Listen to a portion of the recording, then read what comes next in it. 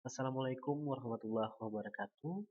Halo semuanya, kami dari kelompok 7 ingin presentasikan hasil dari kerja kelompok kami. Materi yang kami presentasikan adalah sumber daya alam. Anggota kelompok 7 terdiri dari kami bertiga, itu ada Agita Setia, ada Ella Febriani, dan saya sendiri, Yusuf Fendi. Oke, kita masuk ke pengertian. Sumber daya alam adalah unsur lingkungan yang terdiri atas sumber daya alam hayati, sumber daya alam non-hayati, dan sumber daya buatan yang merupakan salah satu aset yang digunakan untuk memenuhi keperluan hidup manusia. Sebagai sumber daya alam harus dimanfaatkan secara maksimal. Manfaat yang lebih besar untuk mengembangkan lebih lanjut di masa depan. Menurut Grima dan Burgess, dalam pengertian universal, sumber daya definisikan sebagai sesuatu yang dianggap mempunyai nilai ekonomi. Dapat dikatakan, sumber daya adalah komponen ekosistem yang menyediakan barang atau jasa berguna bagi keperluan manusia.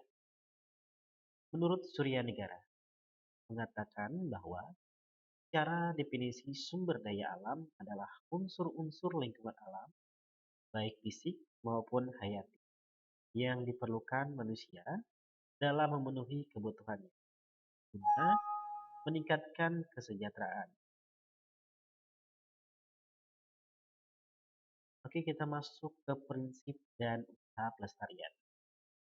Landasan penerapan prinsip hukum pelestarian fungsi lingkungan hidup tersebut merujuk pada ketentuan Pasal 6 ayat 1 Undang-Undang Pengelolaan Lingkungan Hidup UU PLH. Pada pasal 6 ayat 1 Undang-Undang Pengelolaan Lingkungan Hidup UU PPLH yang menyebutkan bahwa setiap orang berkewajiban memelihara kelestarian fungsi lingkungan hidup serta mencegah, menanggulangi pencemaran dan kerusakan fungsi lingkungan hidup. Terus ada pasal 14 ayat 1 UU PLH. Menegaskan pula bahwa untuk menjamin pelestarian fungsi lingkungan hidup serta usaha dan atau kegiatan dilarang melakukan baku mutu dan kriteria baku kerusakan lingkungan hidup. Terusnya ada pasal 21 ayat 1 Undang-Undang Nomor 5 Tahun 1984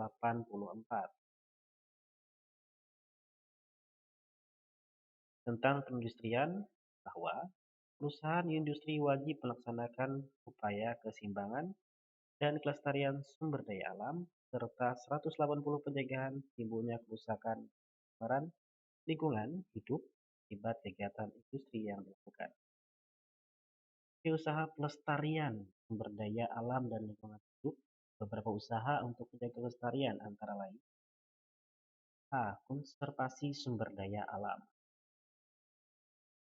Di dalam konservasi sumber daya alam merupakan pengurangan pemakaian sumber daya alam dan memperlakukan sesuai hukum agar menjaga keberadaan SDA agar bertahan lama.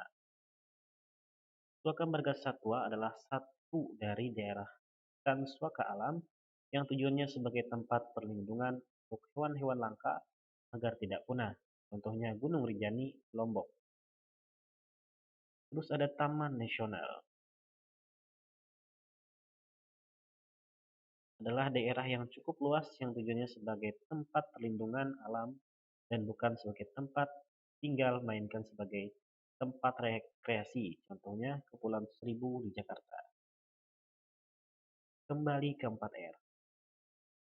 Apa itu kembali ke 4R? Kembali ke 4R yaitu reduce pengurangan. Pengurangan adalah kegiatan mengurangi pemakaian suatu barang atau pola perilaku manusia yang dapat mengurangi produksi sampah serta tidak melakukan pola konsumsi yang berlebihan. Contohnya adalah mengurangi penggunaan barang-barang yang tidak bisa didaur ulang.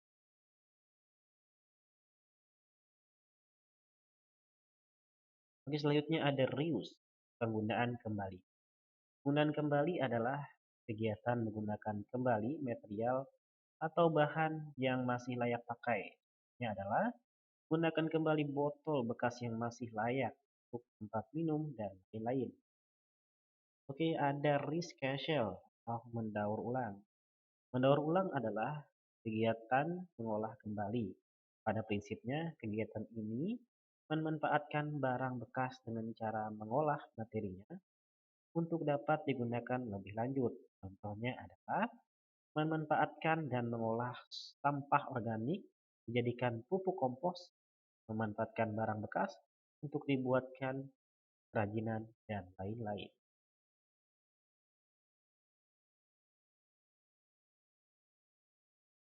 Oke, ada selanjutnya ada replace, penggantian. Penggantian adalah kegiatan untuk mengganti pemakaian suatu barang atau memakai barang alternatif yang sifatnya lebih ramah lingkungan dan dapat digunakan kembali. Upaya ini dinilai dapat mengubah kebiasaan seseorang yang mempercepat produksi sampah. Contohnya adalah mengubah penggunaan kertas tisu dengan sapu tangan dan lain-lain. Oke, selanjutnya menggunakan energi. Ada menggunakan energi alternatif. Menggunakan energi alternatif yang dihasilkan dari material yang sudah tidak digunakan secara luas. Ada beberapa energi alternatif yang sedang dilakukan oleh individu atau pemerintah sebagai berikut. Ada tenaga nuklir. Pendirian tenaga nuklir sangat banyak diprotes oleh masyarakat. Namun, sebenarnya proses reaksi nuklir terkendali bisa menjadi potensi yang besar bagi sumber energi alternatif listrik. Proses nuklir tersebut disebut reaksi fisi. Ada biomasa. Oke, selanjutnya ada biomasa. Biomasa adalah bahan organik yang dihasilkan melalui proses fotosintetik baik berupa produk maupun berupa buangan.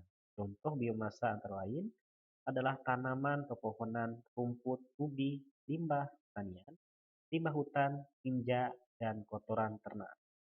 Biomasa juga sering digunakan bahan pangan, pakan ternak, minyak nabati, bahan bangunan, dan sebagainya. Oke, selanjutnya ada tenaga air. Tenaga air adalah energi yang diperoleh dari air yang mengalir. Pada dasarnya, air di seluruh permukaan bumi ini bergerak atau mengalir. Ada air yang memanfaatkan gerakan air biasanya didapat dari sungai yang dibendung. Pada bagian bawah terdapat lubang-lubang saluran air.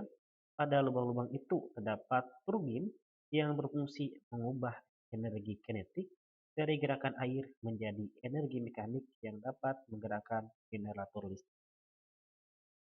Oke, sampai sini dulu presentasi dari saya.